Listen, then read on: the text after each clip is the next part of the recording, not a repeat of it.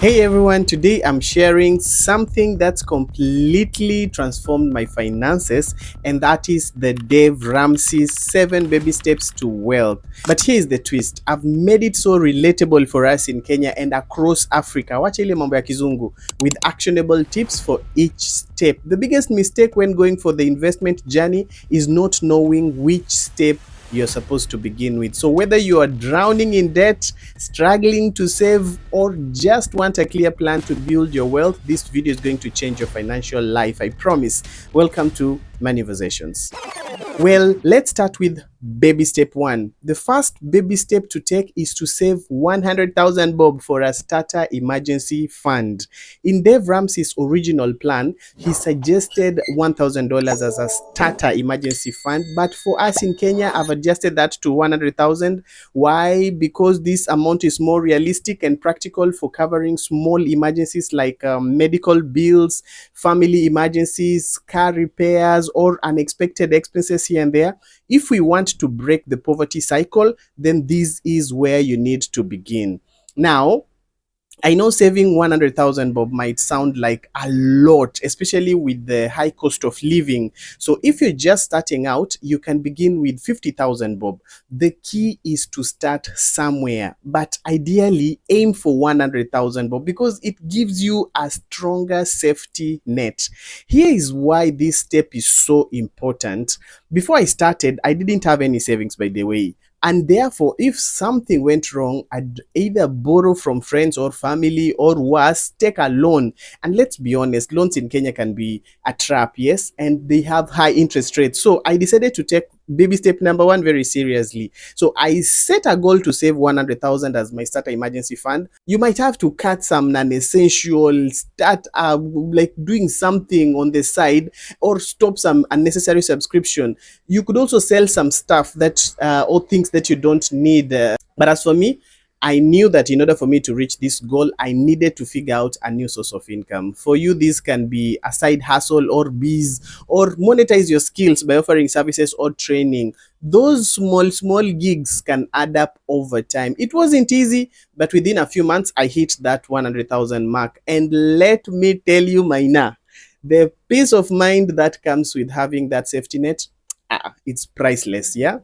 And the good thing is that whenever something unexpected happens, now I don't have to panic. I just dip into my emergency fund and handle it without stress. So if you're just starting out, here's my advice: start small. Even saving 1,000 bob or 500 bob a week will add up over time. The key is to make it a priority. Treat it as a bill that you have to pay every month, and you can even automate your savings if you can, especially for those with a predictable income like salaries, so that the money goes straight into your emergency fund even before you get a chance to spend it. And remember, this fund is only for emergencies. It's not for shopping. It's not for vacations, not for a new phone. Yes, even if you've been eyeing it for a while, it's your financial cushion and it's there to protect you. So once you've saved your starter emergency fund, it's time to tackle baby step number two. So pay all your debt using a method known as debt snowball method. Let me tell you more about it.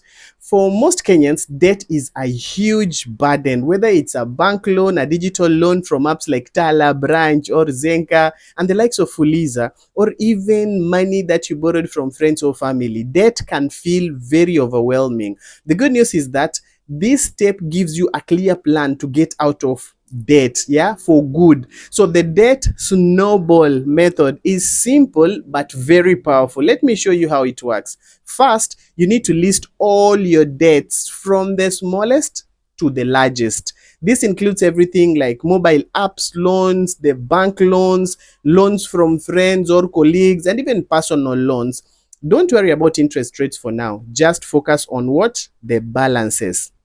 Then next, pay the minimum payment on all the debts, zile za kawaida, except for that smallest one. For example, if your smallest debt is 5,000 on Fuliza, ama 3,000, and your other debts are like 20,000 on Tala and 50,000 on Branch or the bank, you'll pay the minimum allowed installments on Tala and the bank, and then you throw every extra shilling available at Fuliza, which is the smallest. When you have paid minimum payment on these bigger loans, now you can throw every extra shilling at the smallest debt until it's paid off. The goal is to attack the smallest debt with everything that you've got. And finally, once it's paid off, move to the next smallest debt and repeat the process. For example, after paying off Fuliza, you can now move on to Tala, then to the bank, and then so on and so on and so on as you go up to the biggest one. In case you wondering why not pay off the debt with the highest interest rate first, that's a very valid question. But here's the thing: the debt snowball method is not about mathematics, it's about behavior. And when you pay off the first small debt, it gives you a psychological win that makes you feel motivated and gives you the momentum to keep going. Sawa sawa. I was also in debt heavily. Someday I will tell you about it, but I started putting this into practice and started tackling the smallest first. When I paid it off, I felt so accomplished. Yes, that win gave me the motivation to tackle my next debt. Of course, I'm still work in progress, especially on my larger debts, but the progress I've made so far has been life-changing. And the best part, I'm no longer adding to that debt because I have an emergency fund that I can fall back on in case I have a need. So if you're struggling with debt, here is my advice. Number one, stop borrowing. Like, stop it. If you keep taking out loans, you will never get ahead. Number two, focus on one debt at a time. The debt snowball method works because it simplifies the process. And third, celebrate your wins. Every time you pay off a debt, no matter how small it is, take a moment and celebrate that. Yeah, that will keep you motivated. Remember, this step is about breaking free from the cycle of debt. It's not easy, but it is really worth it. Once you've made significant progress on paying off your debt, it's time to start thinking about baby step number 3, which is to save 3 to 6 months of expenses in a fully funded emergency fund. Now, you might be wondering, can I start this step while I'm still clearing my final loans? The answer is yes. In fact, that's exactly what I did. When I noticed I was approaching the end of my debt payoff journey, I started setting aside a small amount each month toward my fully funded emergency fund. This way, I was able to transition smoothly into this step without waiting until I was completely debt free, because sometimes you don't have to wait. By the way, the goal here is to build a larger safety net, enough to cover 3 to 6 months worth of your living expenses. This fund is for major emergencies, like you lose your job, medical emergencies, serious ones, family emergencies, yes, zile zenye paka unaweka WhatsApp groups, or unexpected emergencies, yes. For example, if your monthly expenses are 50,000, you learn to save at least 150,000 to 300,000 in this fund. It might sound like a lot, but remember, you don't have to do it all at once. Just start small, but stay consistent. Now, here's something to remember. Where you keep this money matters. And this applies for both your starter emergency fund, that is the one at baby step 1, and your fully funded emergency fund, that is at baby step 3. I recommend using a money market fund account. And you may ask, why a money market fund account? Number one is because of liquidity. Yeah, you can access your money quickly when you need it. Number two, returns that beat inflation. Unlike a regular savings account, on a money market fund, you get returns that are better and it grows over time. Number three, safety. Your funds are secure and in a low risk environment, which is exactly what you want for an emergency fund. I will share links in the description below to help you open a money market fund account if you don't already have one. And it's a great way, by the way, to make your money work for you while you keeping it safe and also accessible. In my case, once I started this step, I automated my savings. Every month, a portion of my income goes straight into my money market fund account. It's been a game changer because I don't even have to think about it. It just happens. So if you're still paying off your final loans, you can start small, even saving 1,000 or 5,000 a month toward your fully funded emergency fund is big progress. The key is to stay consistent and keep your eye on the goal. Now, once you are debt-free, except for your mortgage, if you have one, and have a fully funded emergency fund, It's now time to focus on the future. Welcome to baby step 4, which is to invest 15% on your income retirement. This step is all about building long-term wealth so you can enjoy a comfortable retirement. The goal is to invest 15% of your gross income into a retirement account. But what does that look like for us in Kenya?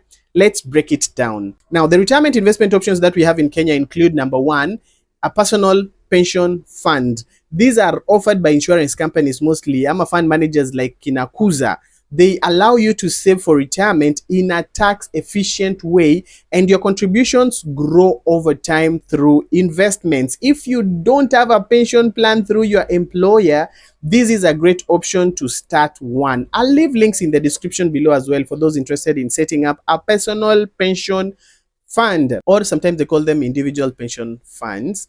All right, provident fund is number two, which is the employer sponsored retirement plans. If your employer offers a provident fund, this is a fantastic way to save for retirement. Many employers, even they do match your contribution, which is essentially free money that you're getting, by the way. Yeah, for example, if you contribute 5% of your salary and your employer matches that with another 5%, you're already at 10% of your 15% goal. Yes, you can then top up the remaining 5% through a personal pension fund or any other investment. Number three, you can consider putting this money in other investment options. If you've maxed out your pension contribution or provident fund, you can explore other investment vehicles like unit trusts, rates, ETFs, real estates, or even starting a business. The key is to diversify and ensure your money is working for you. 15% of your gross income. So why do you need to start now? The earlier you get started investing for your retirement, the better it is for you. And all thanks to the compound interest. Even very small contributions can grow significantly over time. For example, if you start investing 10,000 a month at age 25, by the time you are 60, you could have a retirement fund that is worth over 38 million shillings, assuming an average return of 10%. Yet, contribution from your pockets was only 4.2 million. Can you imagine the difference? In my case, I started contributing to my employer's provident fund when I was still employed, and then I opened a personal pension and I keep funding it right now. It's been a great way to ensure that I'm on track for a comfortable retirement, and you can also do the same. Some tips for success: automate your contributions, like put a standing order or like a debit order, set it up, and that portion goes straight into your retirement accounts every month. This way you don't have to think about it, yeah, before it happens. Take advantage of your employer's matches, especially your provident fund. If your employer offers matching contributions, make sure you are contributing enough to get that full match. Yeah, it's completely free money. Then finally, review your investments regularly from time to time. Make sure that your retirement funds are performing well and adjust your strategy if needed. But then you can move it from one company to another if that company is slipping. Remember, this step is about securing your future, and you are setting yourself up for financial freedom and peace of mind in your golden years. Now, once you are on track with your retirement savings, it's time to think about the next generation. So welcome to baby step number 5, saving for your children's college fund. As parents, we all want to give our children the best opportunities, and education is one of the most important investments that we can make in their future or in their lives. But with the rising cost of education, it's crucial to start saving early. Let's talk about the options that are available in Kenya and how you can make most of them. Option number 1, hii kitu inaitwa education policies or savings plans. Most insurance companies offer these education policies, by the way, which are specifically designed for funding your child's education. Here is how they work. You get to pay a fixed premium monthly or annually or quarterly, depending on your agreement, over a set period of time. The policy normally includes both a savings component and an insurance cover that protects against disability or death of the parent. And if anything happens to you, the policy ensures that your child's education is still funded. So it has its good and bad sides. So the pros or the good sides: number 1 is discipline. These plans are very strict. If you miss a payment or try to withdraw early, you will face penalties. This can be very helpful if you are someone who struggles with saving consistency. And then number 2, pro, it has covers. The built-in cover provides protection, yes, no matter what happens to the parent. Now, when it comes to the negative aspects of the story, it has very low returns. Most education policies don't offer good returns, yes, they don't even beat inflation, and then they are very limited in flexibility. Once you make a plan, it's difficult to change without getting penalties. Then we have option number 2 of what you could do, which is a pure investment like a money market fund. Then you add a life cover on the side. If you're looking for better returns and more flexibility, here is an alternative that you can take. What you do is you set up a separate money market fund account specifically for your child's education or children's education and automate monthly contribution to it. But this requires a lot of discipline. Then you need to pair it with a life cover to protect against the risk of disability and death. Take out a separate life insurance policy. This ensures that your child's education will still be funded even if something happens to you or not. Why would you consider this option? It has better returns, of course, than the normal policies. You see, the money market funds do return a better rate, beating the inflation, and it helps your money to grow faster. Then there's flexibility. You can actually adjust your contributions without the need to, or like without being penalized. And now, protection side, the life cover ensures that your child's education is secure if in the case of something happening, which is death or disability. In order for you to succeed at this, please start early. The earlier you start, the more time you have for your money to grow. Even small contributions can add up over time. Then automate your savings. Set up automatic transfers. Mark this word I keep repeating right here. Education, or whether it is money market fund or education policies, please make sure that it is automated. Yeah. Then review how they are performing. Make sure that your cover is intact, your savings are growing, and all that. Remember, this step is about giving your children the gift of education without the burden of debt. Whether you choose an education policy or a money market fund plus a life cover on the side, please make sure you start and remain consistent. So once you've got this step under control, you are ready to move on to baby step 6. Now that you are saving for your children's education, it's time to focus on one of the biggest financial goals for most Kenyans, and that is owning a home. Welcome to baby step number 6. Pay off your home early or save to build your home. You see, in Kenya, only a small percentage of people, by the way, have mortgages. For many of us, the dream is to build our own home. So this step is about achieving that dream, whether you are saving to build it from scratch or paying off a mortgage or a building loan that you took from the bank. Let's look at the options that we have. Number 1 is saving to build your home. If you don't have a mortgage, this point is the perfect time to start saving towards building your dream home. Here is how you can actually approach it. Number 1, you need to set a clear goal. You need to determine how much you will need to build your home. This includes the cost of land, the construction, the permits, and all these other expenses in between. Yeah. So you need to break it down into smaller, manageable milestones. For example, start by saving for the land first, then move on to the foundation, and so on and so on. Number 2, open a dedicated savings account for this. You can consider using a money market fund account, a fixed income fund account, or a high yield savings account to grow your money while keeping it accessible. And these are the likes of the Mansa X. Automate your savings so that a portion of your income goes straight into this account every month. I keep repeating, automate your savings. Number 3, cut costs or increase your income. You will need so much money. You'll need to put in everything that you have. You can consider taking a side hustle or investing in a very high income generating like asset or something like that to make it better. And then lastly, work with a plan. Don't just start randomly. Yes, create a realistic plan and budget for that. Avoid starting constructions until you have enough funds to complete at least a significant portion of the project.